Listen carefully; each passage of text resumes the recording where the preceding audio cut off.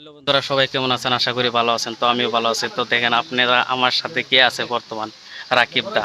তো রাকিব দা অনেক দূর থেকে এসেছে আশিদুল মিউজিক কোম্পানিতে আমাদের সাথে দেখা করার জন্য। তো আমি এই রাকিব দাকে অনেক ভালোবাসি। তো আজকে আমি হঠাৎ রাকিব দাকে পাইছি, আমি অনেক খুশি পাইছি। তো রাকিব দা, আপনার মুখ থেকে কিছু শুনবা চাই।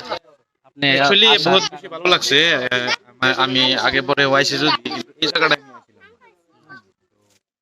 বহুত বেশি ভালো লাগছে, আর এত ভালোবাসার মানুষ আছে, বহুত মানুষ ভালোবাসা দিতেছে এইভাবে। তো বহুত বেশি ভালো লাগছে আর কি। পরে কিন্তু আমি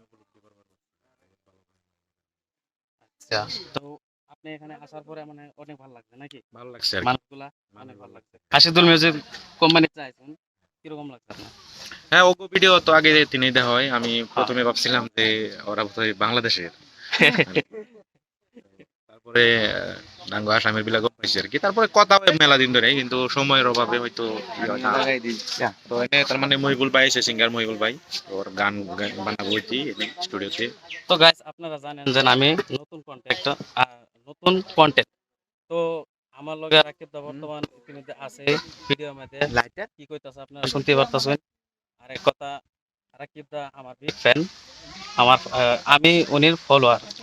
তো রাকিব দা আমাকে, আপনাদেরকে কি বলে শুনেন আমার চ্যানেলে বেশি। তো যাই হোক, জুলহাট জেবি ব্লগ। তো আপনারা যদি ফেসবুকে দেখতেছেন তাহলে একটু পেজটা ফলো করে দিবেন, কাজ করে ভিডিওটা শেয়ার করবেন যাতে সবাই দেখতে পারে, আর এটাকে একটু সাপোর্ট করবেন আর কি।